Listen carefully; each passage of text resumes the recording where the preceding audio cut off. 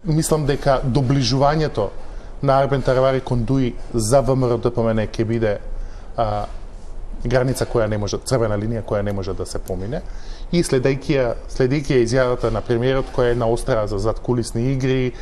комбинации кои никогаш не му донеле добро, мислам дека тоа е една известна порака кон Арбен Таравари дека неговото доближување кон ДУИ нема да биде добро прифатено во владата. Имајќи во предвид дека Арбен Таравари е политичар кој ги менја ставовите 2 пати, 3 пати, 5 пати на ден, може и 10 пати, така јас не сум изненаден од тоа што му има брифирано на Христијан Мицковски. Тој има право како лидер, бидејќи има своја политичка партија, и ако не е дел од ВЛН, односно беше од дел од ВЛН, сега веќе не е,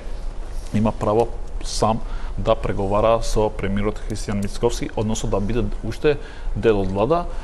бидејќи самиот премиер одлучува кој ќе биде дел од влада, кој нема да биде дел од влада, почитувајќи ги црвените линии. Се наоѓаме во една прилично интересна политичка ситуација, можеби првпат на македонската политичка сцена се соочуваме премиерот да треба да одлучи кој од, да речам, од коалицијските партнери кои во коалицијата вреди била 4-партитна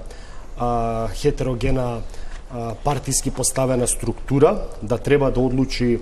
на која страна условно кажано ќе застане, од проста причина што имаме неколку фикс јасноти од оваа политичка драма која се случува во изминативе 2 месеци во така наречената коалиција ВЛН или Вредит.